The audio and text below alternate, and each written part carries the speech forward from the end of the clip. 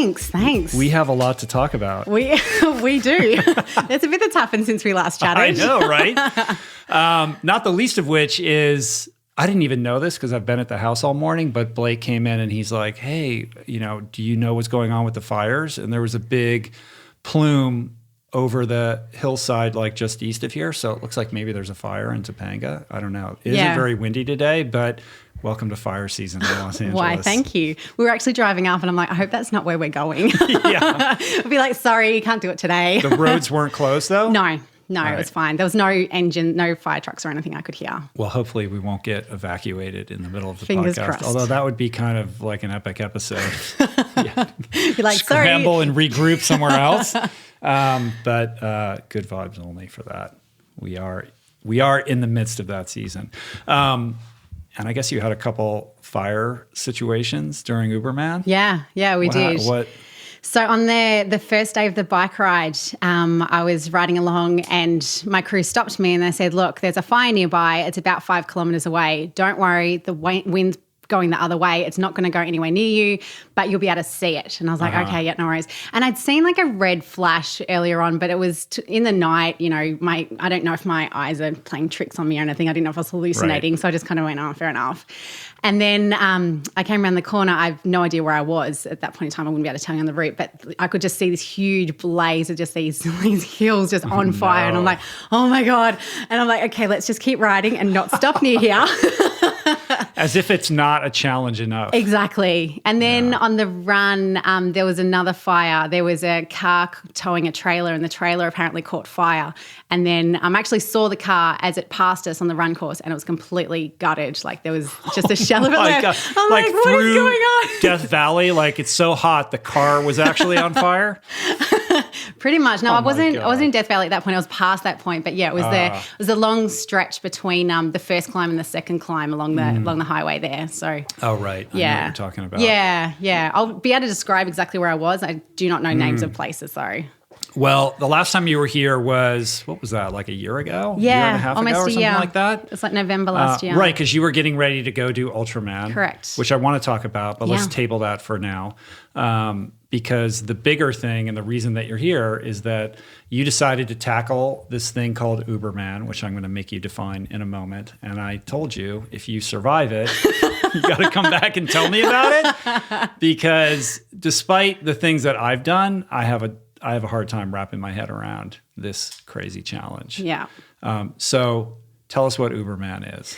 So Uberman, as the website describes, is the world's toughest triathlon. It involves the Catalina Channel swim. I talk in kilometres, so you might have to use miles. I think Dan describes it as the ultimate triathlon odyssey. Oh, well, there you go. That sounds even more amazing. Yeah.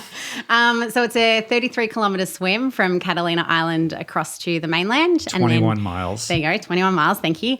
And then you ride, it's a bit over 600 kilometres, so it's about 400 miles. Yeah. And then you finish at the Badwater Basin, and then you do the Badwater run course to Mount Whitney. And you actually finish at the trailhead, so it's a little bit past where the Badwater run finishes. Oh, wow, you keep going up. A little bit further. I don't know how much because I haven't done Badwater. That last half marathon up there is ridiculous. It is. It really is. I will not disagree with that.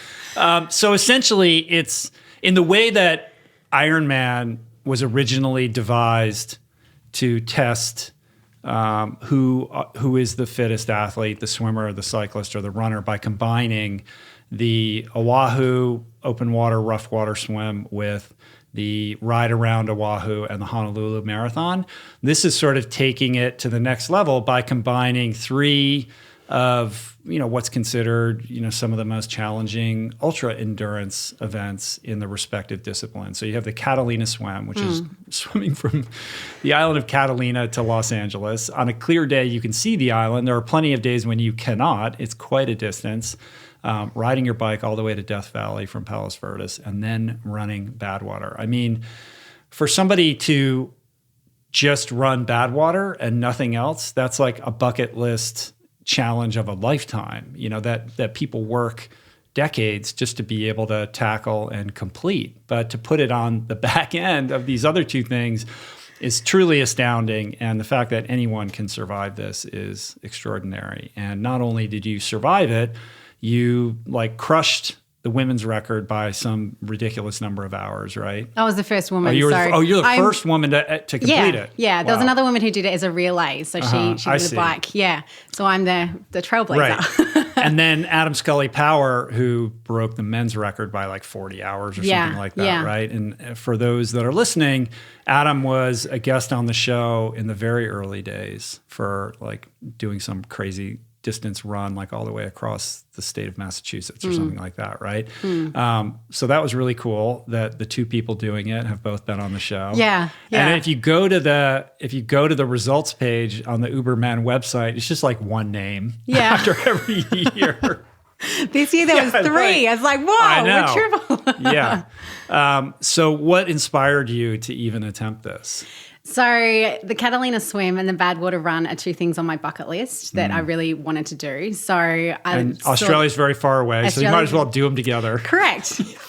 You understand me. Oh, sorry, I didn't mean to step on your... No, that's fine. I guess like after Epic 5, my plan was to chill, to relax, to not do any other endurance races. And then I was like, I don't really feel like I'm done. So then I was like, okay, well I'll do Ultraman Hawaii. And then after that I was like, well, I'd already started to percolate the idea of doing Uberman when I think it was around the time of Epic 5 or, it was generally a couple of years ago. And then the idea just didn't really leave me and it just kept kind of going and going. And I was like, well, actually I will have this fitness. I will be able to take it through. I spoke to my husband about it and said, what do you think? And he basically knows by the time I brought an idea to him, it's already decided. Yeah. So then that just... The way that I pick races is, does it excite me? Does it scare me? And this definitely, excited me to, there's no females who've done it.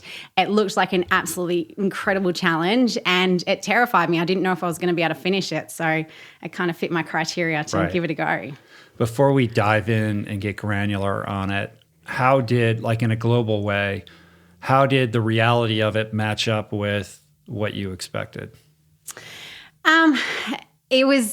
It was really, I kept describing it as an adventure. Like I never thought of it as a race.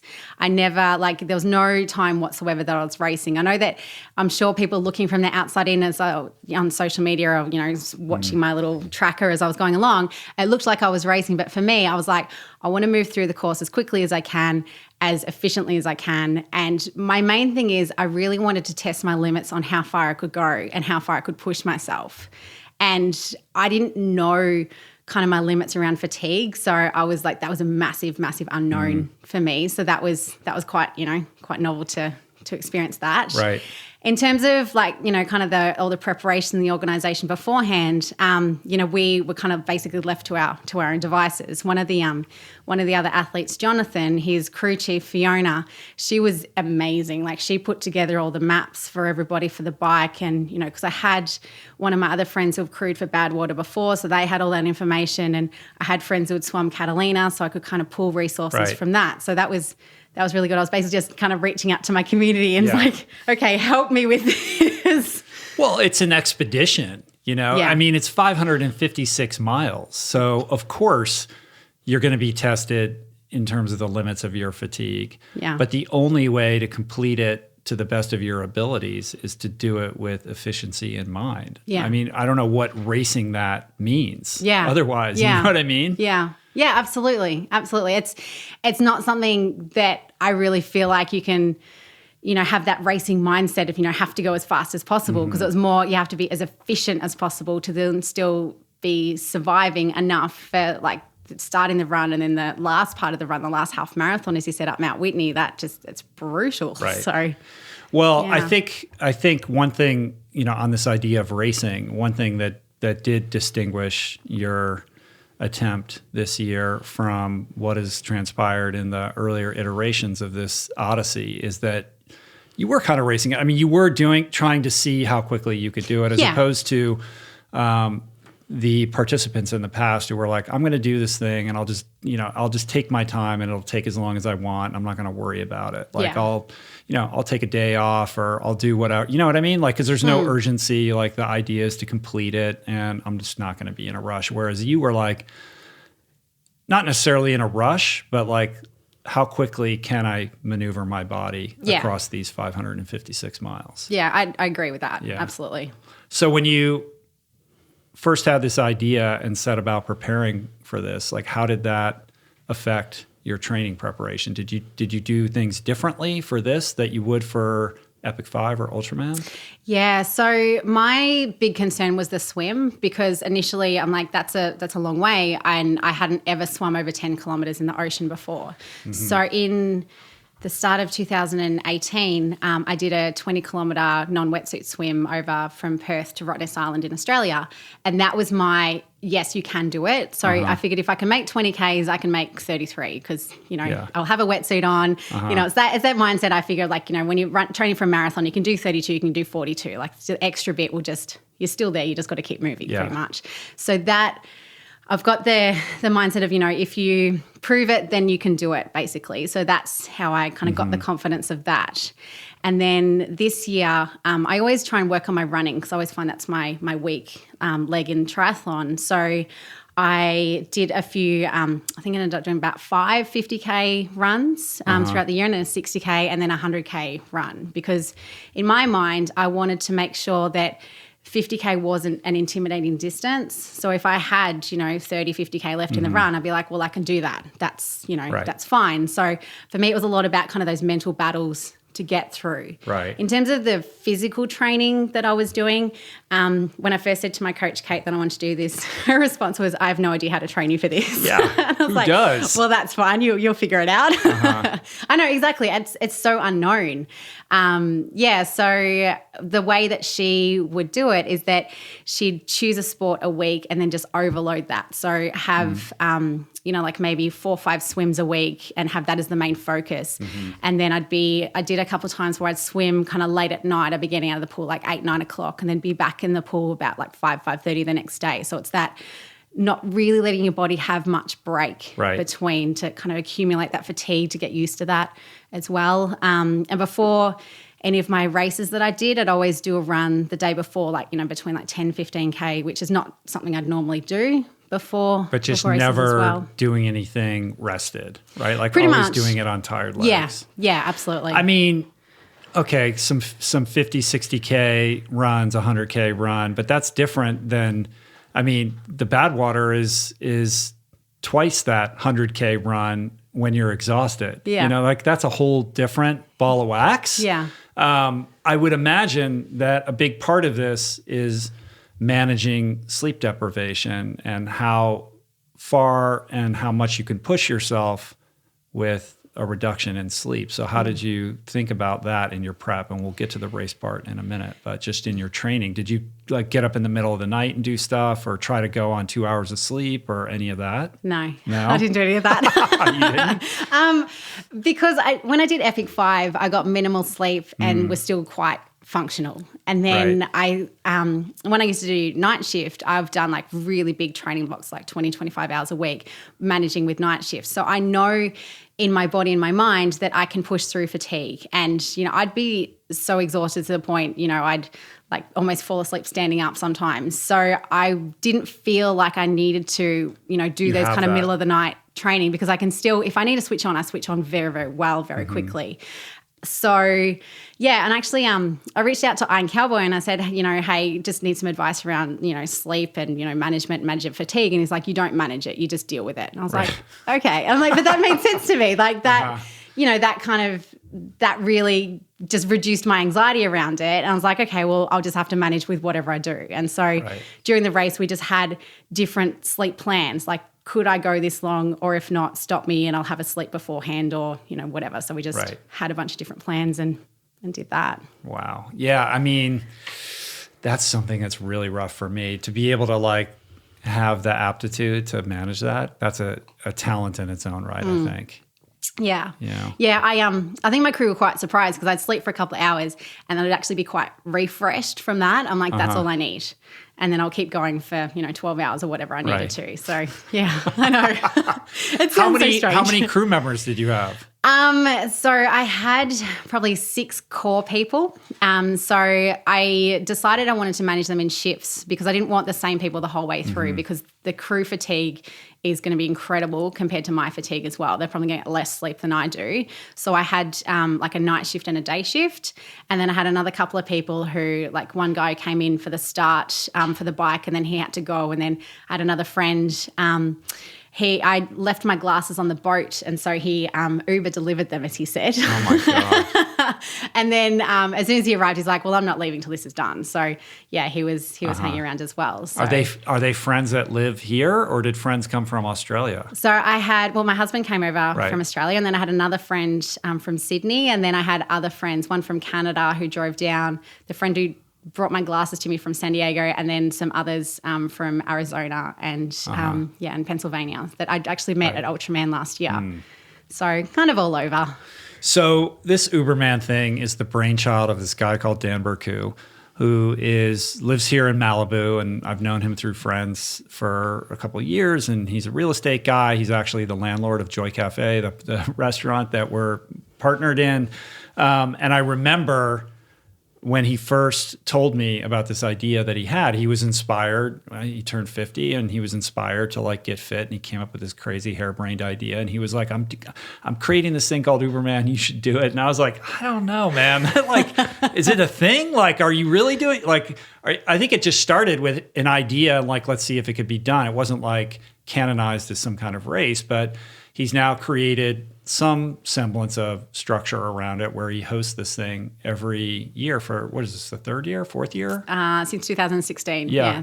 But part of this is that it's not an organized endeavor where you show up and there's a meeting and like you're handed a packet and here's all the things you have to worry about. It's very much a choose your own adventure. Like, okay, here's the thing. This is what you have to do. Now go do it. Correct. And it's kind of all on you to figure that out. So you arrive here and you just you just go out to Catalina. I assume there's a start time, and everybody who's competing starts at the same time. Or how does all that work? You just start whenever you feel like it. Or okay. So originally the start time was like 6 p.m. on the 10th, and Adam, he had a boat captain that he'd organised, and the boat captain's like, I can't do that time. We have to start on the 9th, and all Catalina swims start generally around 11 o'clock midnight. So starting at 6 p.m. would be ridiculous because you're going like against the tides, and it's not a smart time to start pretty much. So there was kind of discussion amongst the 3 of us who were doing it, and we're like, okay, so what does your boat captain say? What does yours say? When should we start? Jonathan, who was the other guy who did it, he's like, well, I want to start earlier. And then, so it was basically everyone just started at different times. So I think Jonathan started like maybe about 9. Adam jumped in the water about 9:45, and I was just after 10 p.m. on the 9th on that night. So it wasn't even we're all starting at the one time. It was just start your watch, off you go, basically. Right. So I'm particularly interested in the Catalina swim leg portion of this because my coach, Chris, as you may know, like Otillo is doing a race in Catalina. I think it's March 1st. Or I didn't know that. 28th. Yeah, it's coming up. And he's like, hey, we're all going to do it. You got to do it. And then we're going to swim back from Catalina after the race. He's like, you got to do it. And I'm like, how many times have I swum in the last month? Like, I'm not exactly, fit for this, but it has my wheels turning a little bit. And I have plenty of friends who've done that swim. My buddy Hank Wise, who was a teammate of mine at Stanford, I think he has the record, and he does it he does it all the time. Like he's constantly doing it. Just like a lap of the pool. I think he has the fastest crossing time. But I'm interested in your strategy for that and what it's like to swim like in the middle of the night. Like it's got to be freaky, right? Yeah. It was really cool, actually. I really loved swimming at night. So I've got a lot of swimmers that I know who do the English Channel swim. So I always track them, and it's always like this big S curve bend, and I'm like, the tides push you around everywhere.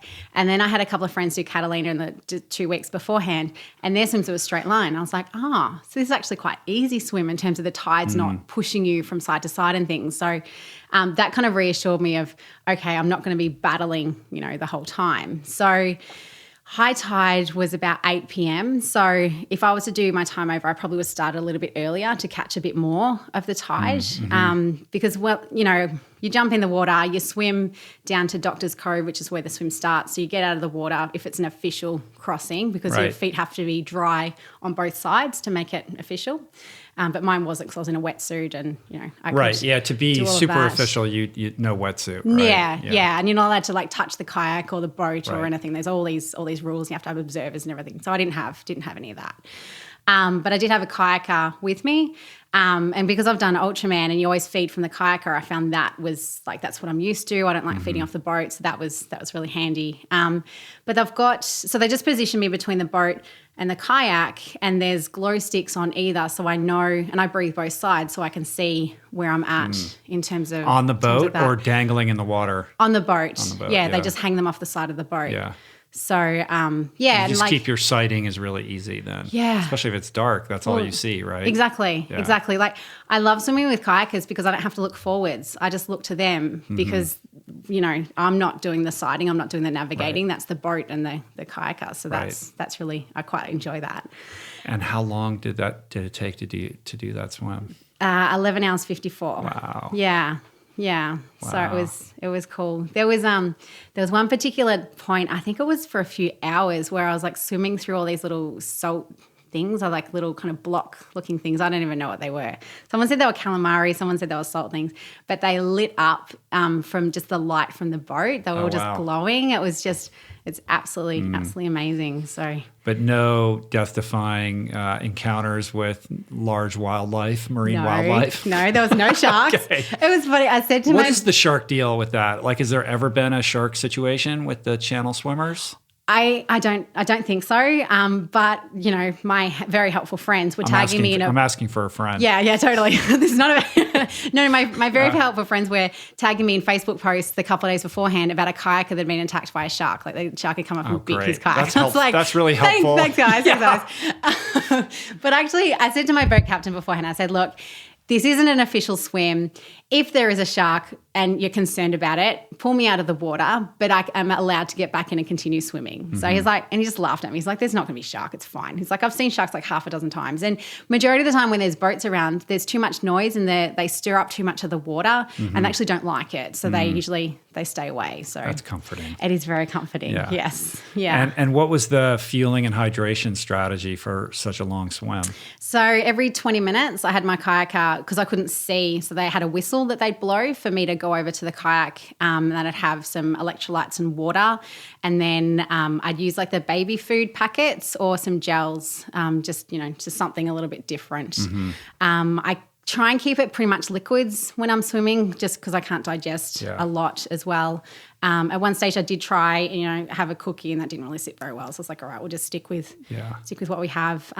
When I swim, because the first 20 kilometers was really nice. Like I barely had to turn my arms over to, move forwards. And then from then on, it got quite rough. And so, I wasn't feeling great and I felt a bit sick, but I was still trying to get nutrition in, because I'm like, well, this is only a tiny little portion of this whole event. Right. I can't be completely depleted just yet. So when you're like 10, 20 Ks into it though, do you ever have a moment where you're like, holy shit, like I'm way out and, there's no land anywhere near me in any direction?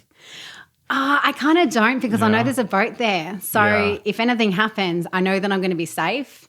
So like my anxiety around things like that is based around risk. So if I was out there by myself, even with just a kayaker, I probably would have been a lot more scared than if I had a boat with me. Because I'm like, well, I know that if something happens, they'll be able to help me out, and then I'll be okay. Right. So yeah. And mentally, I mean, if you're riding your bike or you're running, there's things to look at and you can kind of, entertain yourself with the environment. But in an event like that for 11 plus hours, you're just seeing black. Like you're not seeing anything. Like how does that affect your mental state? Like do you have techniques for keeping your mind engaged, or what does that look like? I just let my mind wander all over. I just think about this and that and everything. If I am starting to struggle, then I'll tell my kayaker. I'll tell somebody. I'll tell my crew. Not feeling that great. And generally, and I do this on the bike and run, I would have generally come up with some kind of plan about, okay, well, maybe we can try this, maybe we can try that. That might be able to help something different. I found the time probably about 3-4 o'clock in the morning really, really hard, because that was when I was getting really tired and I just needed the sun to come up. So I'd in between my breaths, I'd close my eyes and maybe I can have a little micro sleep between each breath. While you're swimming. While I'm swimming, yeah. But then, once the sun starts to come up and it gets light, then it rejuvenates you. Then, your body starts to wake up a little bit more again, and that was hard. But the most mentally challenging part, I actually had a friend who does a lot of kayaking for the channel. He said in the last quarter of the swim, don't look towards the shore. I was like, yeah, okay. So of course, what did I do? I looked towards the shore. But the thing is, it looks like it never changes. Yes, and you never get any closer. So I looked at my watch and my Garmin, I was about 10 hours or something. I'm like, oh, okay, maybe I'm about an hour away from shore. I might get this done in around 11 hours or something. And my kayaker even thought I was closer than what I was, and he said to me at around 11 hours, he's like, oh, this will be your last feed, then we'll be in. And then 2 feeds after that, he's like, this will be the last one. I'm like, yeah, you said that. I can't let go. And he's like, I'm sorry. Which we both had that illusion that we were closer, and then you just don't feel like you're getting anywhere. Right. And because the ocean's so deep, you don't have any of that underwater navigation to tell you you're still moving forward as well. And I just kept looking at my kayak and go, no, he's still stroking, he's still moving forward. So it's kind of an optical illusion. And there's something about open water swimming that plays with your perception of time. Yeah. Because you'll swim, I should say, I share my own experience. I would think, it's been at least 40 minutes since I looked at my Garmin. Or I try not to look at it unless I just feel so compelled, because you want to feel like you're making progress. But you'll have this thing where you think an hour went by and it's only been 10 minutes. Yeah, I get that too. You're like, surely, I shouldn't have looked. Right. And having no depth, the lack of there's nothing in the foreground to gauge the depth of how far away the shore is. Yeah. Screws with you. Yeah. I mean, I just remember just even at Ultraman, and part of this is currents, when you start getting into Kehoe and the current shifts and it starts pressing against you, and that last, mile feels like forever compared to the rest of the swim. Yeah, agreed. So, all right. You get out, and typically in prior incarnations of this adventure, the person has done the swim and they call it a day, right? Yeah. They at least take a break. Yeah. But you just get on your bike and start going. Oh, I slept for 2 hours. Oh, you did? Okay. How indulgent. I know. It was funny because Dan met me when I was walking up the path to the RV, and he's like, oh, you were too quick for me. So I obviously don't think he expected me to be that quick. And he said to me, oh, so what are you doing? You're going to stop and have a sleep and things. I'm like, yeah, I'll stop for a couple of hours. And he's like, what? What do you mean? So and he's like, no one's ever ridden on the same day of swimming. And I was like, well, this is going to be the first year because that's my plan. Yeah. Well, it was 11 a.m., right? Yeah, exactly. When you finished. Exactly. So I wasn't going to just hang out for the rest of the day and not start riding. She said, Dan, who do you think you're talking to here? Don't you know who I am? Yeah. So because we had an RV that we had for the whole race. So I had a bed to lie down on, which was amazing. That was such a luxury for an event like this. I had a toilet. I had somewhere to lie down, somewhere they could keep food and everything for the crew.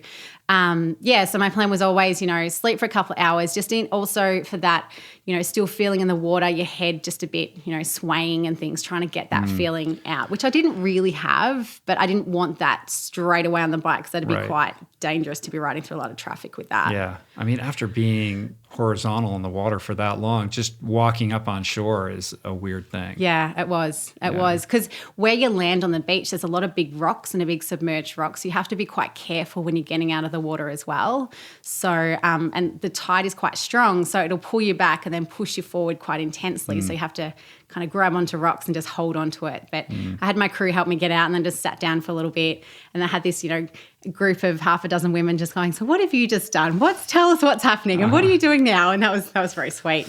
But that's the same place where all the channel swims at. Like it's at one specific point. Oh, there's right? a couple of beaches. Yeah, that's one of them. Yeah.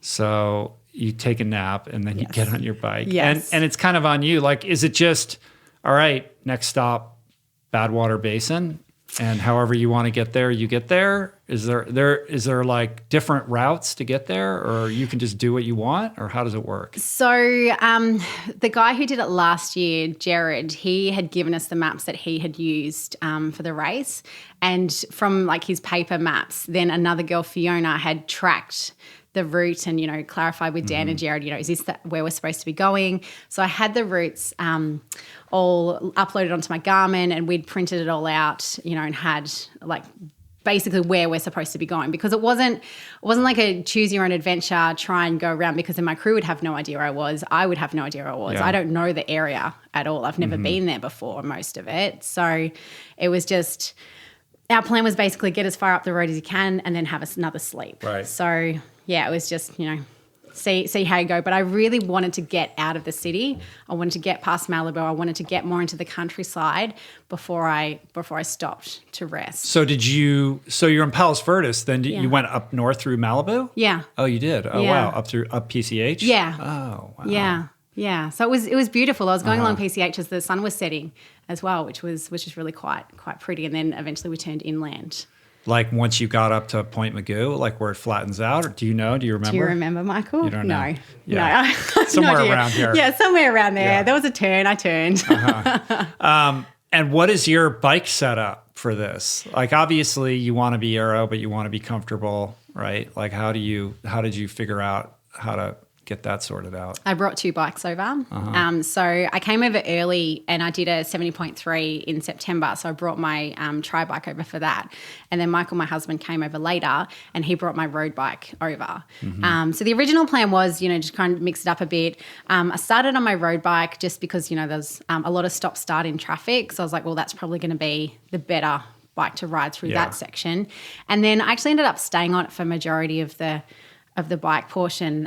There was a couple of parts which was really nice and long and flat, and I just said to my crew, I'm like, I just need my shiv. I just want to go aero for a while. I want to be in a different position and stretch my back out. And yeah, that was really helpful. And there was one point when I got a flat tire on my shiv, and so that I could just swap bikes over. Right. So that was really helpful as well. And how long did it take you to do the bike, and how did that break down in terms of sleep versus sections? Like how many miles would you go before taking a break? So the first day on the bike, so in my mind this is like one long continuous day, so I'm still a bit hazy about when and where and how.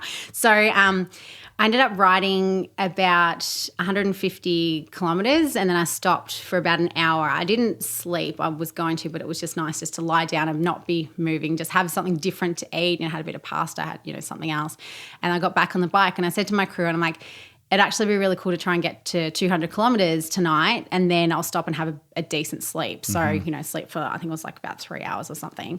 So I know, decent sleep. My God.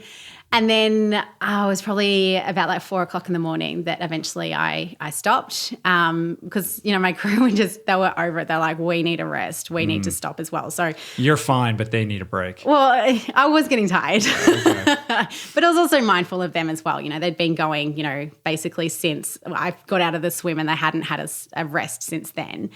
And then because that was the day when we went past the fires, because then my other crew had stayed back in Rolling Hills where we had an Airbnb. They ended up taking about 5 hours to get through the traffic because they'd closed a bunch of roads. So my night crew ended up turning into half of my day crew as well. Oh, wow. So, yeah, I'm kind of glad that I did stop when I did. So then they could actually have a bit of a rest as well. Yeah. So 2 hours after the swim, your first legit sleep into the bike is a 3-hour nap, basically. Yeah. And then how long is the next leg? So you must be getting out into Nowheresville by this point. Yeah, absolutely. So then I think I ended up, I don't know where my Garmin is. I'm going to find it when I get home, so I can't tell you exactly. But I know I ended up over 300 kilometers because I remember stopping at around the 300K mark, and I said to my crew, I'm like, I've just done 300 Ks in under 24 hours. I'm like, that's pretty cool. So it's had a little moment of a celebration there. But I remember riding down the highway and my vision started to get a bit blurred and my mood was really bad. And every time my mood goes bad, I think, okay, I need to eat something. And I was eating and nothing was changing. I'm like, okay, this must be, I must be really tired. And then my vision just started to tunnel in and get a bit blurred and all over the place. So I stopped and I said to my crew, I said, look, I'm going to need to sleep. Can you just find somewhere we can stop and then, we'll be okay. Because we're on a highway at that time, but there was a lot of space on the side. And they ended up just like stopping a couple of Ks down the road and said, we're not off this for another 20 Ks. We're just going to stop you here. So I stopped and slept for another couple of hours there and then got up and got going again. And what is the nutrition like on the bike and what kind of meals are you eating? So when I'd stop, initially I was having like pasta, trying to have some kind of other carbs. But in the swim, my mouth ended up getting quite burnt and I ended up getting like really bad ulcers on the side of my tongue because I had some mouthwash, but I probably wasn't using it often enough. And because I haven't been in salt water for extended periods of time like that before, my mouth just was like, what are you doing to me? So after a while, like eating became more of a challenge because it was just so painful to try and have anything. So I'd have things like watermelon and coconut water and just things that I could still get in and still, have something basically. And then on the bike, I was having a mixture of sandwiches. I find they're always generally really easy just to eat and get down, like, peanut butter and jam, Biscoff, which is my new favorite spread. What is that? Oh, it's incredible. It's this cookie butter spread. It is some kind of delightful. like Australian Vegemite thing? It's not at all. No, it's a Dutch thing. And we can only find it in America. So when we come over, we get that. But it's vegan friendly. Yeah. Yeah, I told some others about it. They're like, so tell me, what is this again? And wrote it down. They're like, where to find this? It's just a different flavour, basically. So I was having that. I was having Cliff bars. I was generally eating bars and things more at night time because I find when it gets hotter, I can't digest as much food and, as much things Keeping like that. Keeping it more liquid during the day. Yeah, liquid. And, I try and eat as many solids as I can on the bike because I know I can't have that amount of solids when I'm running. So I try and kind of get as many calories. Yeah, because you're not just eating for what you're enduring in the moment. You're eating for the next day and the next day and the next day and the next day and the next day. Exactly. I learned that from Epic 5. Like everything I did in that was for day 5. Right. So I was like, I can't stop fueling day 2 because I don't know how long this is going to take me. So I just had to keep eating. Well, this ride, it feels like, your LA is pretty flat and you're going to Badwater Basin, which is the lowest point. So this must be, kind of a straight shot, but there's 20,000 feet of climbing. Yes, there is. Yes, there is.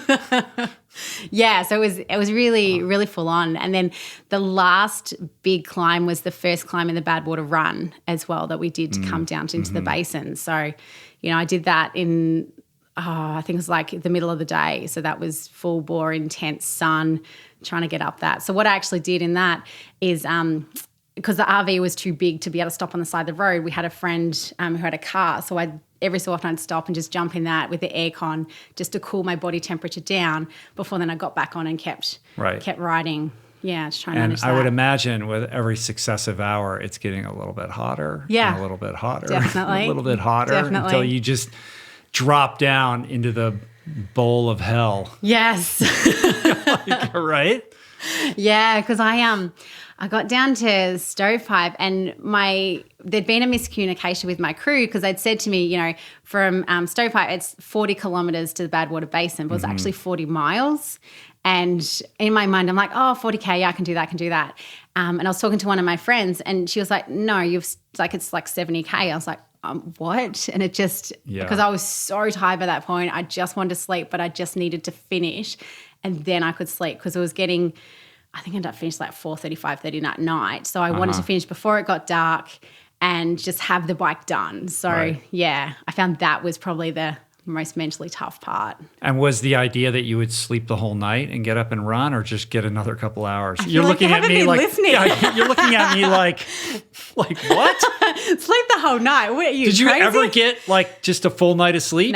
No. Okay. Once I finished. Wow. And then I didn't really sleep All properly. Right.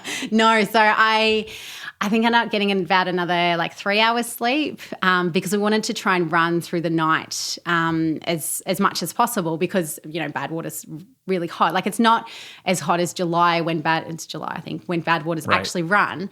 But it's still kind of low 90s in Fahrenheit. So it's, still quite hot. So I started running, I think it was about 9:30 at night. And then we ran through to that big Oasis hotel. I can't remember what that's called. Yeah, I know what you're talking about. Well, that's where they have the headquarters for the Badwater race. Oh, okay. I believe. Yeah. If we're thinking about the same place. Yeah, it's just something that it's just weird. It's like this big hotel with a pool and everything like that, but it's in the middle of nowhere. Yeah, and you're like, it's all who these built this here? All these green plants when there's nothing. Like everything is dead, and then suddenly this place, and you're like, am I dreaming this? Yeah, it's very strange. Yeah. Well, it's one thing to ride your bike, across Los Angeles and into the desert. But once you get to Badwater, I mean, this is national park or state park. Like it's preserved land. Yeah. And from what I understand, it's not like this is it's not like a permitted race. No. So, and I also know that the Badwater run itself and other races that have tried to be conducted in this preserve have had, sort of like difficulties getting permits, and it's not easy, right? So knowing that, the possibility existed that you would get there and they'd say, what are you doing? You can't do this here. Yeah. That was a very real possibility. Right? Yeah, absolutely. And Dan So do you have to play it low key, or like did you have, sort of encounters with the rangers where you had to tell them what you were doing, or... I know that Adam did because he had his car follow him directly behind him, and they said, you can't do that. What are you doing? What's going on? Right. And then they just left him alone after that, thankfully. But yeah, that was a very real concern. And so, we were quite concerned about, the amount of cars around me and the amount of traffic. And, because by that stage it was a car that was kind of taking my crew off to go and sleep and then coming back. And then we had the RV, and then had another friend who's kind of hanging around, and we're like, we can't have a big circus around this. Yeah, like draw we don't want attention. to. Yeah, we don't want to draw attention. They'll shut you down. Exactly. And like my friends from Arizona, like they're very, very aware that that was a possibility. We could have gotten kicked out, and that's the last thing I wanted. I've come this whole way. I've done 3 days worth of intense swim bike, and I didn't want to just I see you later. You can't do this anymore. So we actually did have the ranger come over and talk to us because I stopped the run and had a rest at Stovepipe in the car park there. And so the ranger came over and was like, you're camping here. You've been here for a few hours. What's going on? And one of my crew talked to her and was like, no, it's okay. She's like, I've got these signs saying Uberman, what's this about? And he's like, it's just, I can't even remember what he said, but he basically just played it right down and said, no, it's not a race. It's okay. It's just, I'm here, supporting a friend who's a paramedic. It's like, I'm just providing medical support just in case anything's needed. And she seemed to accept that explanation, thankfully. But could have gone the other way. Easily could have. Yeah. Wow. Yeah. So it was a concern definitely in the back of our minds that we're like, we just need to try. I mean, because there was 3 of us. So it wasn't like it was a massive 100 people running through all of a sudden. But yeah, still, we need to be careful. Did you have any crew meltdowns? No. Really? Not that I know of. Do you? No, I didn't hear of any. Kept from you. Yeah, maybe. Yeah. Maybe I might have to ask them again. I mean, that is a lot to ask of another human. It's like, that is a very difficult job. Yeah, huge. Especially when you're not sleeping at all. Yeah, pretty much. Yeah, when I'm on the go the whole time. No, it was... I feel like I picked the right people to come with me, and they were all just in it 100%, no questions. And everybody, just the dynamic worked with everybody. Everyone got along really well, thankfully, because that's always the concern. They're going to be infighting, and people are just going to quit and be like, "No, I'm done. Can't work with this person. I'm out." 3 of the girls knew each other really, really well, so I just kept them together because I'm like, well. Yeah. You may as well. So, and you're not divorced. I am not divorced. I'm still happily married. Yeah. How does all of this work with your marriage? Like, it's got to put a little bit of a strain. Definitely. Yeah. It can't be easy to tackle something like this and be present for your relationship. No. It more comes up during the training, really, than the race. I mean, the race, I know that Well, you can set aside everything for that. Yeah, and I know that like he doesn't sleep a lot, even like, and the biggest thing we were talking about it afterwards was being away from me was really quite stressful for him because he's like, I'm not there, I'm not in control, I don't know, I can't see you, you know, are you okay? And even in a couple of days, wasn't really sleeping beforehand, just the kind of stress of it all. But I mean, yeah, when we're at home, absolutely, because I mean, Michael has a shell of me really, like in my big intense training weeks, like I'm a zombie. I'm using all my energy to get through my work days and then my training, and then there's not really a lot left over at the end. And I guess the way that we kind of manage that is that we know there's an end point to it. It's not like this is then going to continue on for, you know, this the next year. This is your lifestyle for, Yeah, exactly. Exactly. It's like, well, this is what it's going to be like. It's going to be really quite, you know, intense for probably a couple of months. And then, you know, we'll do this. And then afterwards we'll have a bit of time together and, you know, we'll have a bit of a holiday together. And then, you know, I've already said, I'm like, this is my last ultra for a while. So, yeah. And now it's his turn to like do something crazy and you set aside whatever it is you're doing. Yeah. Right? Yeah, absolutely. I think he earned it. Yeah. He's over there just nodding. Yeah, big time. Yeah. All right. So it took you how long to do the bike then? Like 3 days or something? No, just over two, like 50 something hours. Yeah. Dan originally said I got the bike course record, but I'm pretty sure that belongs to Adam. I have to check my times, but right. Yeah. All right. And you just immediately set about this run. Yes. Do you see any of the other, do you see Adam along the way at all? Like, is there any encounters? Is Dan at anywhere to be found in Badwater, or you're just freestyling it? Yeah. So on the swim, like I saw their boats. I saw Jonathan as I passed him in the water. And then on the bike, I saw Adam once and I was so excited because I just happened to look down this road and there was a crew car there and I was like, oh my God, I haven't seen you. And so I just stopped and had a chat with them and that was really lovely. And then I didn't see him for the rest of the time. I saw him and his crew, they'd already finished and they were heading off, but they came and found me on Mount Whitney and, you know, stopped to have a bit of a chat.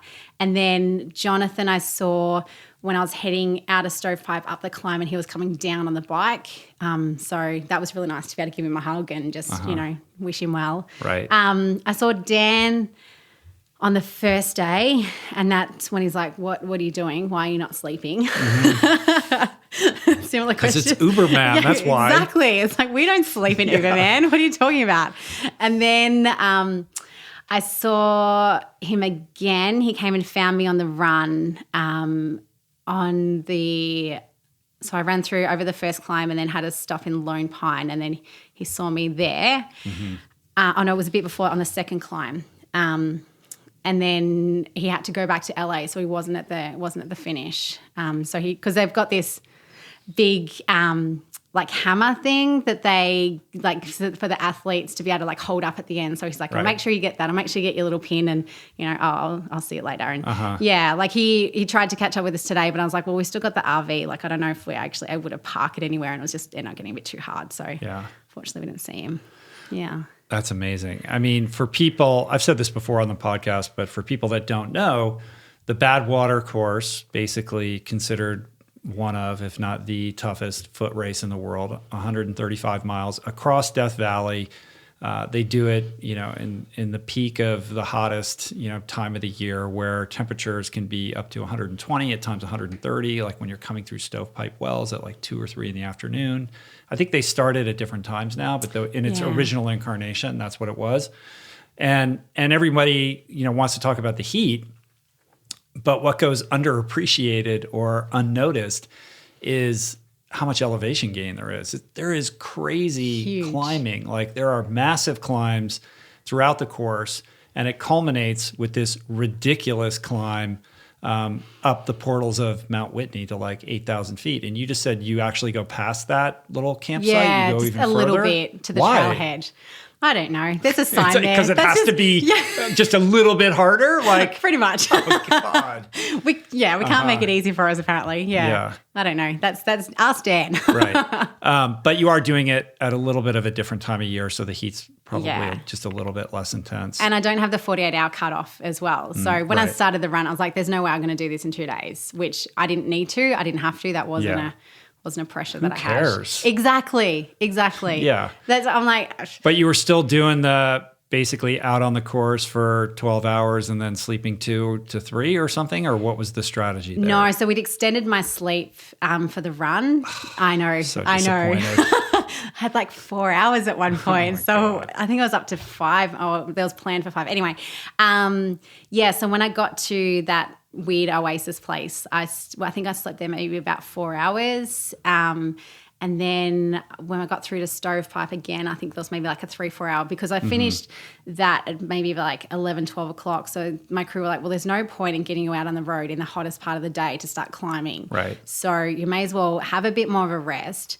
And my friend, one of my crew members, Willie, he has done like 250K runs and things. So I was asking him for a lot of advice about what do you think my sleep should be like now? And he said, run shorter, sleep longer, and we'll get you through. And I was like, okay, well, that made sense to me. I mean, at this point, you're so deep into it, an extra hour of sleep would pay way more dividends than like, oh, I got to be out there and then just fall apart. Yeah, absolutely. Absolutely.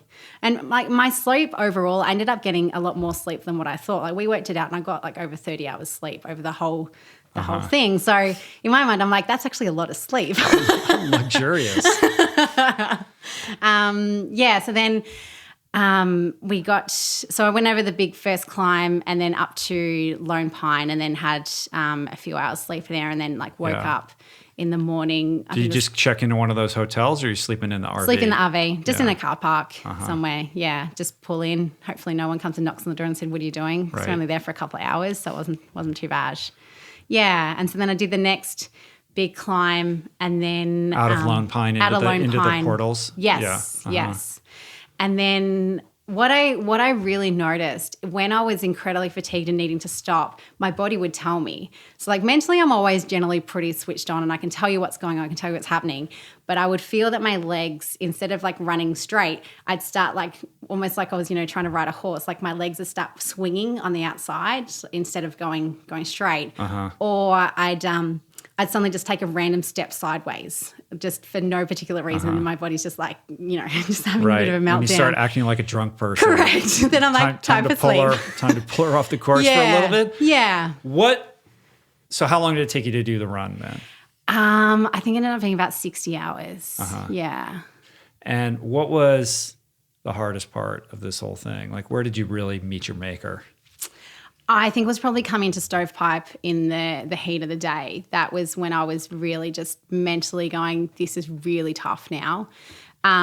Before that, on that section on the bike that I was talking about, which was interesting because I was saying to myself, I'm like, well, this is what you wanted. You wanted to try and push yourself. You wanted to try and find your limits. And it had actually felt relatively easy until that point, just like mentally to get through, because I'd been keeping my heart rate so low. I'd been feeling really well. And so then when I had that challenge, I'm like, okay, well, let's embrace this. This is what we really want. But yeah, probably that section when it was incredibly hot and like in the Catalina swim, you can see where you're going to and you're like, oh, that's only 2 miles away, but it takes forever to get there. So yeah, like just trying to fight that sleep. And then the other time was coming into the base of Mount Whitney, that little town there. I can't remember what that one's called. Do you remember? Isn't that Lone Pine? Is that Lone Pine? Oh, yeah. Tell you, one continuous long day. I can't remember. The little cowboy town. Yeah. So when we're coming into there, I was so tired and all I could do, like I just had complete tunnel vision because I have a crew member with me at all times just for safety and because I like company. And so they've got a headlight on. And so I'm like, just shine it in front of me. And all I could do was look at that. And I couldn't look sideways. I couldn't look at anything else. And I was just like almost falling over. And I'm like, just get to the RV. And then finally my crew's like, see that sign there? That's where you're going to. I'm like, I can't even look up. But okay, good. At least we're almost there. Yeah. But never a moment where you're like, I got to pull the plug. Like I can't go any further. No. Never. No. When I did Ultraman Canada in 2014, I had a hell of a time. Like I battled the whole way to get through that. And then I realized afterwards, I never thought about quitting. And I said to myself, I'm like, well, if you didn't want to quit then, that's now gone out of your mind. Like I never think about quitting. It's always anything I'm starting, I'm finishing, no matter which way, or else I'm ending up in hospital and it's the crew pulling me off the course. So wow. Yeah. Did you use earbuds at all? Were you listening to anything or just old school? Yeah. I don't listen to anything on the bike. I don't like that. I like to be very aware and attentive to everything around me, especially in a different country wrong side of the road for me. Don't really know what the car drivers are like over excuse here. Me. I know. The correct side of the road, I think is what you meant to say. The opposite side of the road to what I'm used to. So, I mean, like I'm used to the drivers in Australia. I know what they're like, but I don't know what they're like over here. So I don't want any distractions. Was there any close calls with cars? No, actually, everyone was really, really good, thankfully. And when it was at nighttime, I had a car. My crew were driving behind me, so I felt quite okay with that. Yeah, and I was really, really lucky. And then on the run, I had a crew member with me at all times. So it was great because I had 3 days of not talking to anyone. Like I'd get in the RV, I'd sit there and eat, and then I'd fall asleep when I'd get back up and get on my bike. And so I'm like, all right, well, let's chat. Like, let's, But never like, hey, maybe I could listen to some music or like an audio book or something like that to just like engage my mind in a different way, especially when, the fatigue sets in. One of my friends had a speaker that he chucked down his top, so we were able to listen to a bit of music. So that was pretty cool. And then in that really long stretch before you get to Lone Pine, my friends in the car, like they were cranking the tunes for me as well. So there was a couple of moments with some music. That was really fun. It's a party. Oh, it really was. It was great. Well, I'm getting the impression that this was all just a casual affair and you just knocked it out. Like you're so low key about the whole thing. Like it was not I did easy. it. It was like, it was hard, but I never felt like quitting and it's all good. No. And it was so funny because Dan's like, was it hard enough? Was the bike hard? I'm like, no, the bike was well challenging. Like it is a really, really hard race. I mean, Dan's like disappointed that you weren't more tired or something. I think probably that I didn't look as bad as it probably should have. But I have such a good poker face on the bike. You can't tell when I'm suffering. Like I physically won't show any signs really until I'm like way, way down the rabbit hole. So, and I managed to get onto everything before it ended up being that bad. I mean, I did have struggles. Like my mouth was really painful. Like I'd have to use mouthwash quite regularly, and then you'd tell when I'd used it because I'd be like screaming because it'd be so painful. My wetsuit tore strips off my neck, so I had this because I taped it. That lasted about 10 kilometers. Yeah. So I had like 25 Ks with no tape, no nothing, and my wetsuit just like jarring the hell out of me. So. I mean, my paddler said at one stage, "Do you want me to do something about that?" I'm like, well, what are you going to do? Like, there's nothing. I'm just going to have to put up with it. So then on the bike, turning my head was quite hard to do. And I'm used to turning right to look for cars instead of turning left. So that was kind of screwing up your neck a little bit. Totally. Do you know Ross Edgley? Yes. The guy, did you see the pictures of what his neck looked like? Yes, wetsuit? He literally had, he just had duct tape taped all around his neck to like try to keep that from getting worse, but it was gnarly. I don't know what you could do about it. Like, Well, once it starts, like, well, that's it. Yeah. You're just managing it. Like, you're not going to get it to go away. Yeah. Brutal. Yeah. Well, you can only train so much, right? No matter what event it is that you're preparing for.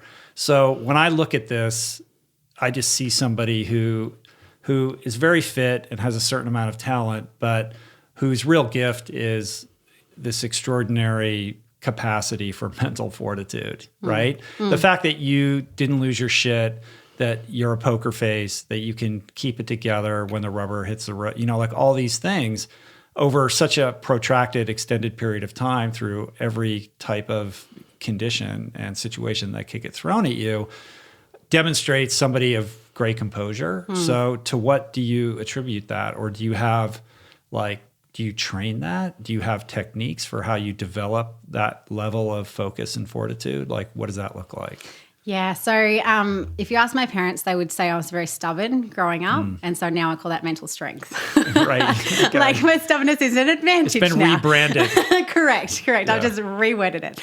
I work hard on my mental strength. As soon as my coach says to me, okay, so we're going to start training for whatever the event is specifically from this time, I start my mental and physical training at that time. And that's just a decision that I've made in myself.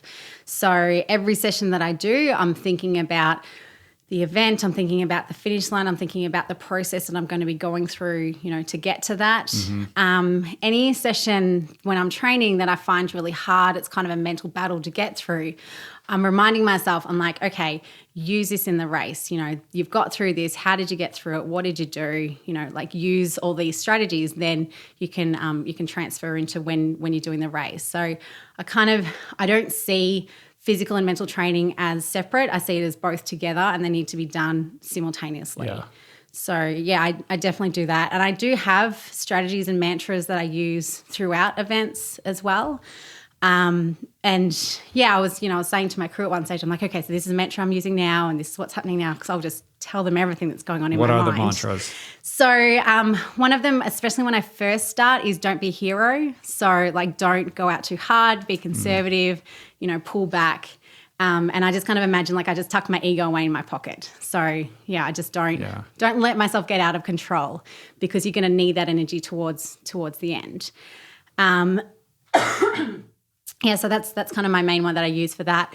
When it's hot, I use a few different things as well. So my previous coach, Craig, he'd said to me, you've got to stop complaining about the heat and saying how badly it affects you. You're going to have to figure out a way to be able to manage it. So I was like, okay, all right, how am I going to do this? And so I use a couple of things. Every time, I can feel the sun, and if it's really intense, I just, express gratitude, and I'll say, thank you for the sun. And I imagine it giving me energy and kind of powering me along. All of my gingerness is absorbing this. It really is. I know. You look at my pasty skin, I'm like, I should not be in the middle of the sun in Badwater. You should be doing this in Scotland or something, right? I really should. Yeah, Dan can create Uberman in Scotland. That'd be perfect for me. Cold weather all the way. So I do that, and I never verbalize that it's hot. I never say it out loud. And if anyone says it to me, I always respond automatically, and I just say it's not that bad. Because for me, if I speak it, it's my truth. And so then, I don't ever want to say it out loud.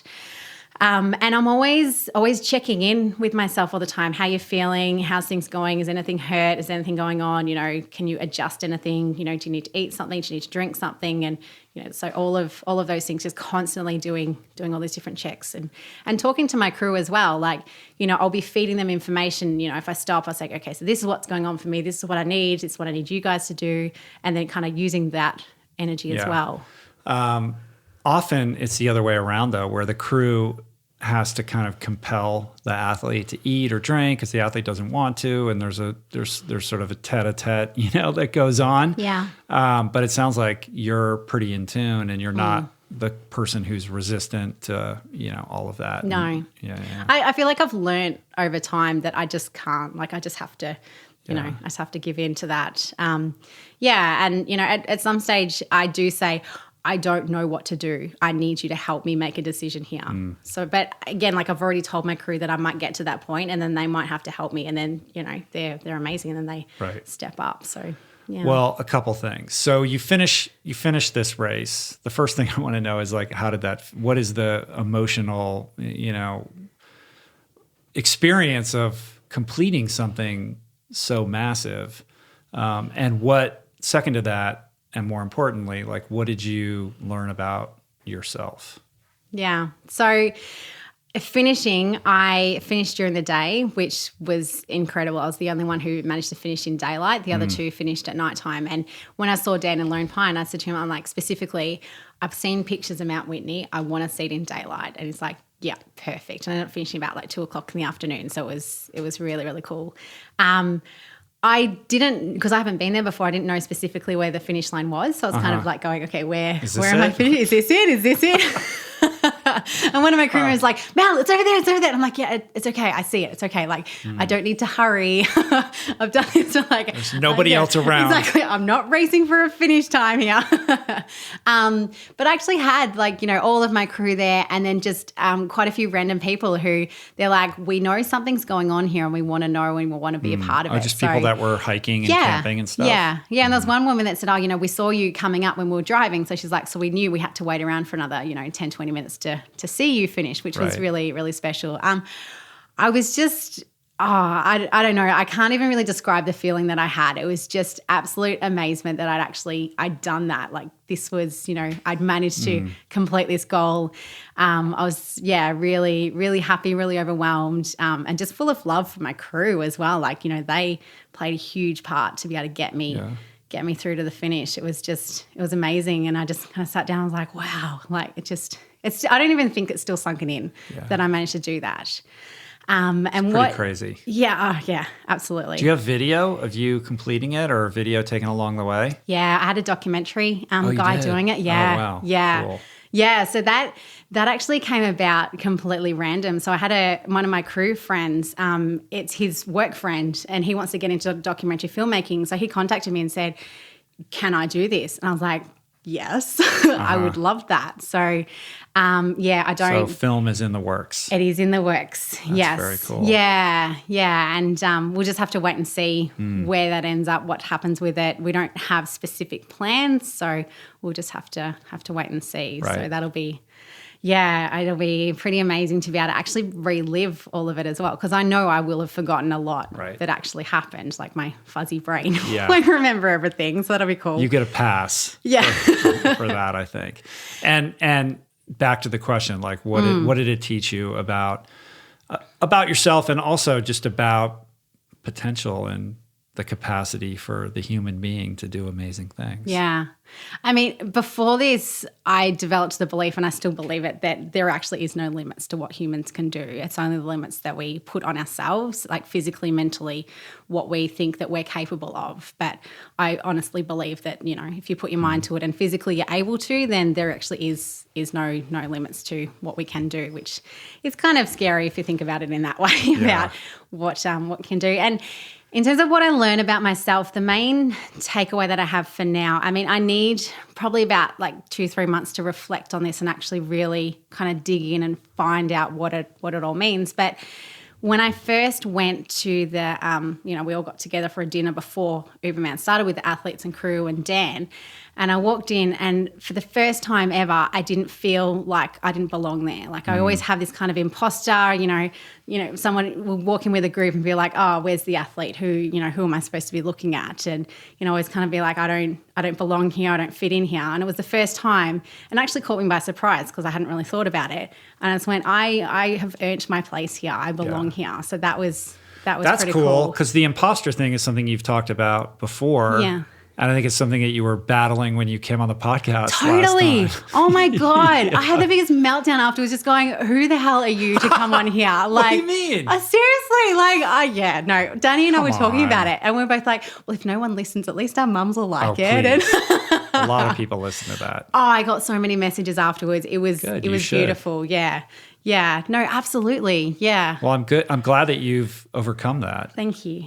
Thank you. That's a big thing. Yeah. No, it is. It is. Like walk in and own it and be like, yeah, this is where I belong. Yeah. Yeah, totally. Well, I think you've played your girl card, your girl power card. Totally. At this point, I don't know if there's anything else to prove. I mean, does it leave you thinking like, what's next? And now I got to go do some other crazy, like that's sort of the allure and the danger, right? Like, oh, I did this, so now I can go do this, and you can kind of chase that dragon your whole life. Yeah. At what point is enough, or what is it that you still need to learn, or is it just about the experience, or is there something unhealthy about kind of making your whole life about these crazy things? Yeah. So, I mean, I've done 3 years worth of ultras. So I did Epic 5, then Ultraman Hawaii, and now Uberman. And I know if I try to train for another ultra, it's going to really just destroy my brain. I'm just not going to cope with that. So I already knew before I did this is going to be my last ultra for a while.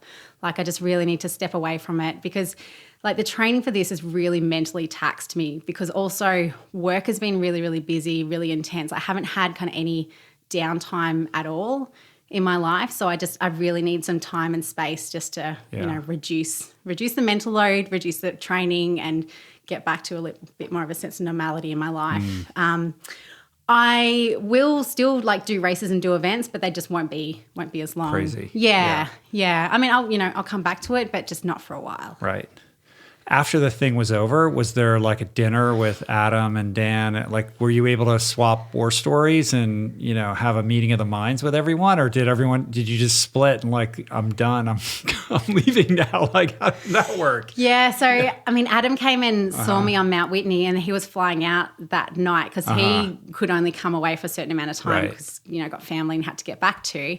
And then Jonathan finished a few days afterwards. So we were all kind of too far apart, really. Yeah. So, I mean, I had like my crew, we all hung out that night, and that was really nice just to sit around and chat and, talk about different things that had happened and really funny things that had happened and just random things. And then I had another couple of days just with a couple of crew members as well. So it was nice not for everyone just to disperse suddenly and I'd be like, oh, hang on, so we had that kind of decompression time together as well, which is really cool. What was the most unexpected thing that occurred? So one of my crew members decided to buy some costumes, which was fine, except one he brought was a clown, and I'm terrified of clowns. And he had like this mask on, which made him look like he was from It. Like I was going along at one stage along the road, and I was with my friend Mary, and we both look over and we're like, there's a clown over there. Oh my God, what's going on? And we were panicking. We're like, did you think you were having a hallucination? At first I was, yeah. But then I always check with whoever I'm with. I'm like, can you see that too? And she's like, no, I can see that. And we're like, okay, fair enough. But then we ended up getting more and more anxious and then just feeding off each other's anxieties because we didn't know, because she thought she'd seen one of my crew members who it was. Right. So she was confused about who it was. I had no idea in my foggy brain. And then she said to me, I was like, it's okay, he's gone. And then he was on the road behind us. We're like... And then he was running. Literally getting chased by it. We were. And we ended up like having to signal to my other crew in the car, just like shut it down. Like I was almost in tears. I was so scared. Oh my God. So, I mean, he felt really bad afterwards. He's like, I'm so sorry. I didn't think you would have that reaction. In terms of other things that were surprising, to be honest, like nothing surprised me. Like, I mean, how my body reacted to fatigue, like that was something I hadn't experienced before. But everything else throughout my like ultra racing that I've done, I expected every single thing that happened and was able to plan for it and able to deal with it basically in advance. So I wasn't sure how my feet would go in terms of swelling. So we had a couple of different bike shoes, but they were fine on the bike. And then my feet started to swell on the run. So like we cut the sides of the shoes so my feet could spread sideways. And then they started to get too small. So we had another pair of shoes to size up. So like we kind of had preempted everything that happened. So there actually was no big surprises. Right. That's amazing. Yeah. Well, hats off. Thank you. It's crazy. Yeah, it is. I can't believe you did it. I know. Either can I. And did it swiftly. And seemingly, yes, difficult, but without all kinds of crazy, unforeseeable obstacles and things going haywire and wrong and all that kind of stuff that usually happens. I was incredibly lucky with that. Yeah. I mean, things have the potential of going completely sideways. Yeah, the RV hits a deer or like stuff happens. Yeah. Yeah, absolutely. Yeah, like I could have, broken both my bikes and not be able to ride. Like who knows? Yeah, exactly. Yeah. Well, last time you were here, you were about to leave to go to Hawaii to do Ultraman Hawaii. Yeah. Ultraman World Championships. And you completed that, but that didn't exactly go to plan, right? No, it did not. No. So what happened? Yeah, so because of the lava flow, they had to change the course. Yeah, so day 1 and day 2 were very, very different. So just to put a pin in that for a moment, that's because of the volcano and the lava flow. It's like there's a whole section of the Ultraman course that literally got, wiped out with lava flow. Yeah. So they had to completely reconfigure the entire thing. Yeah. So at the pre-athlete briefing, they said, look, we could still use most of the old course, but we're going to go through a community where half the residents haven't been able to get back to their houses. We don't feel comfortable about taking our very expensive bikes and our race through that area. And I was like, I totally respect that. So that's why they decided to also change the course. And I mean, hats off to them. They gave us a course. Like potentially they could have not even been able to do that. Right.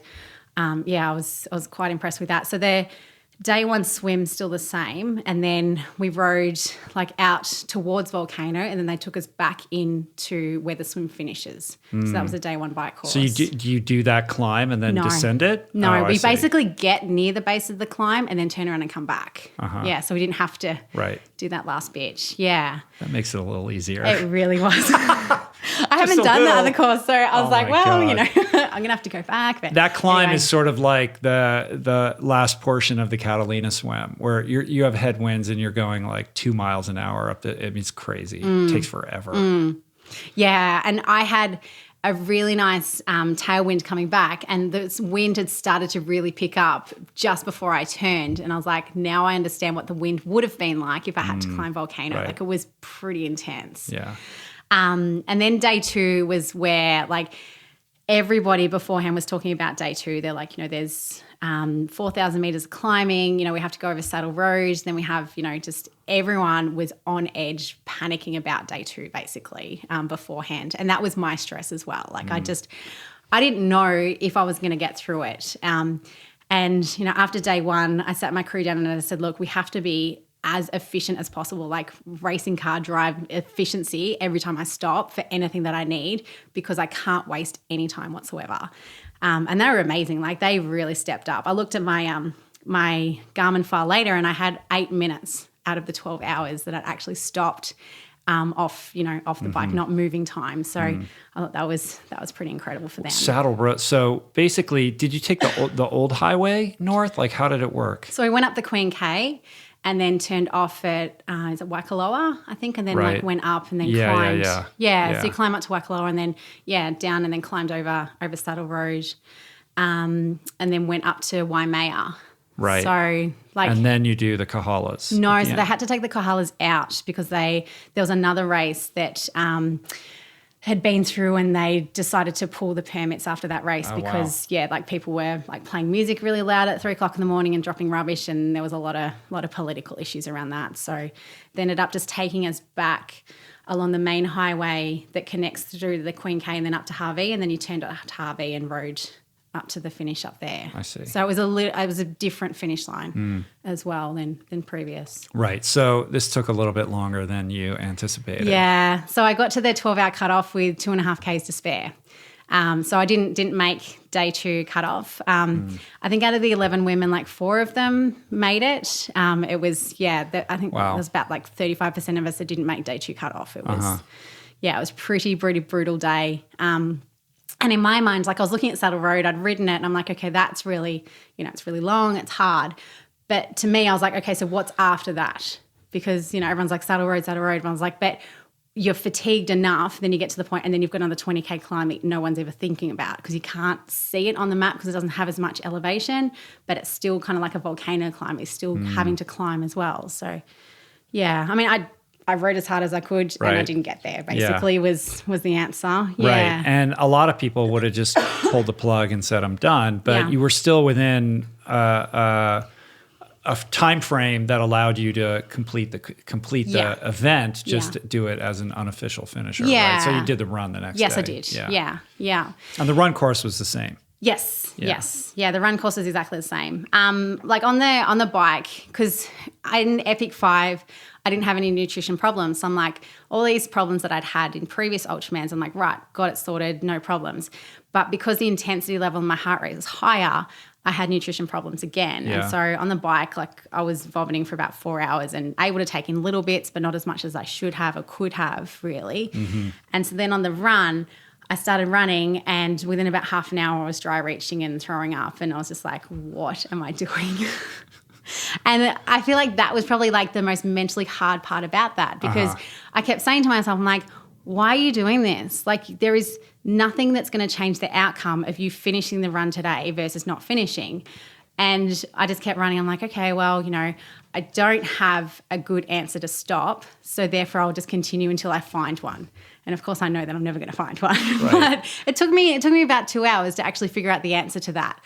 To that question, I just kind of kept it hanging there. I'm like, why are you still going? I'm like, I don't know, so I'll have to just keep going. And then eventually I came on the conclusion of I don't quit. And if I did quit today, then what was the point of yesterday? What was the point of battling all day, basically, whereas, from as soon as we started, like I was battling to try and get to the finish line in time, then what was the point in doing that? So that's why I ended up finishing the run. I like that. I think a weaker mindset would have been, I don't have to do this. Like, why am I doing it? As opposed to, I need to find an answer to quit versus I need to find an answer to keep going. Yeah. You know what I mean? Yeah. Yeah. Yeah, definitely. That's amazing. Thank you. So you finished it. So here we are. We are on the cusp of the 10th anniversary of Epic 5. Yes. And as we both know, Rebecca Morgan, who was here last time, who's the race director and the angel of all things Epic 5, has something planned to celebrate this 10th year. And that plan entails something she's calling Epic 10, right? Yes. Which is basically doubling to celebrate the decade-long race. She's doubling the distances. So it's doing 2 Ironmans per island on all 5 islands, right? Is that how it works? I'm not entirely sure. We're actually catching up with her in a couple of days, so I'm looking forward to that. I think they're going to include a couple of other islands. Like, I'm not sure. They might be doing like 2 on Kauai, maybe 2 on Oahu.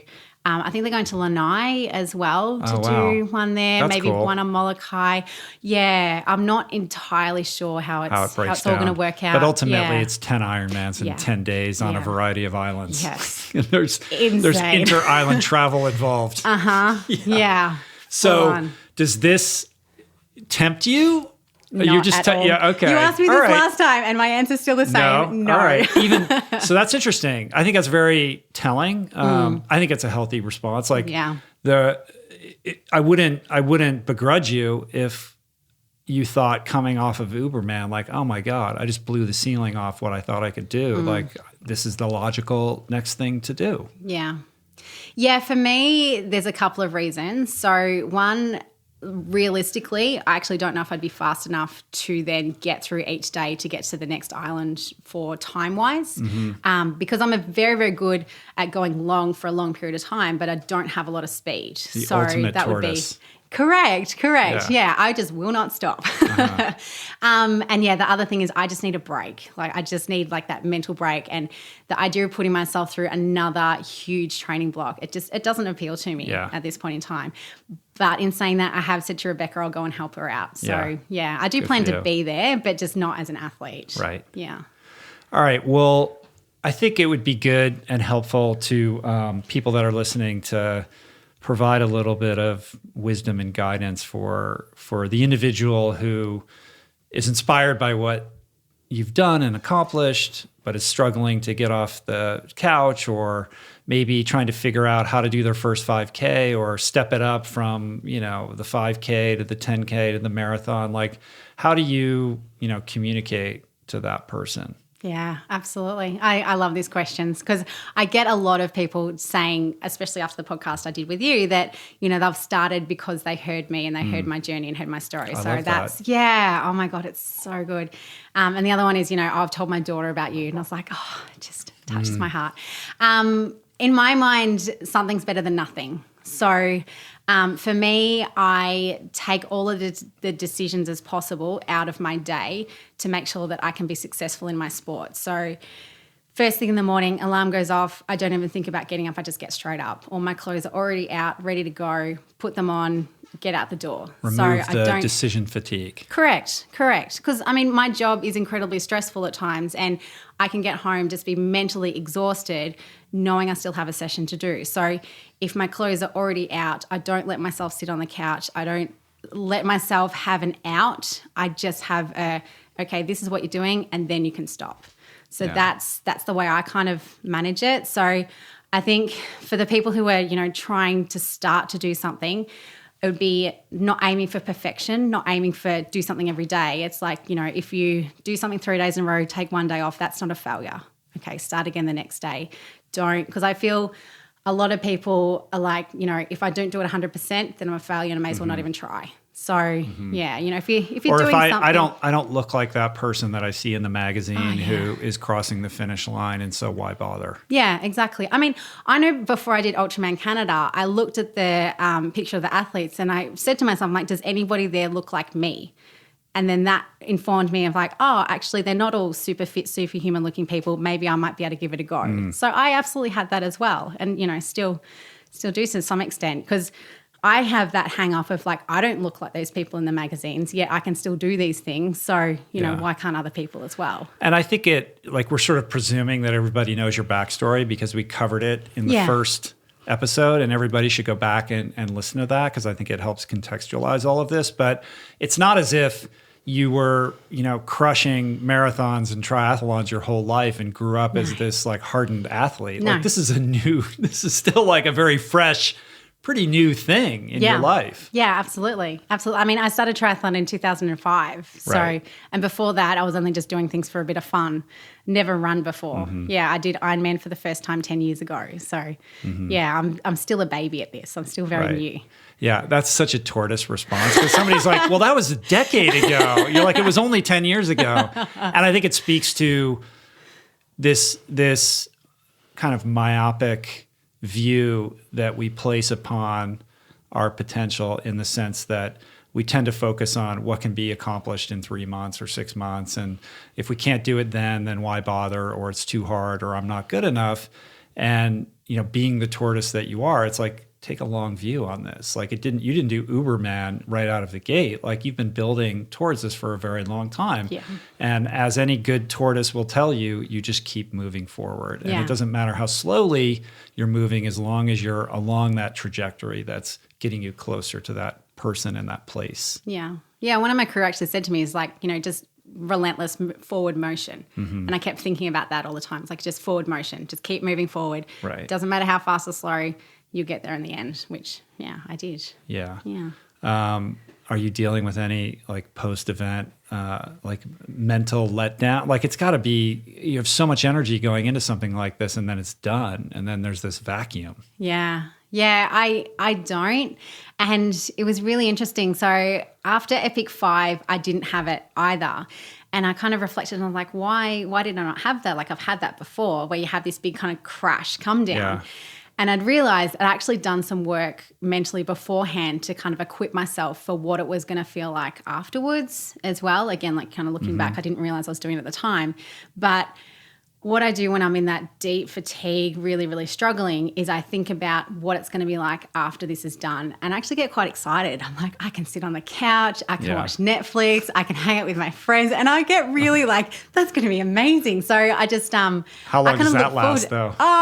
Do you know, it'd be generally about a month. I don't really do a lot, and I also think because we're still traveling at the moment, like we're not home yet, so that kind of reality hasn't set back in again yet. But yeah, I probably won't be physically active probably about a month, because, like standing up and walking around and walking up a flight of stairs, I'll be out of breath. Like my body is at rock bottom.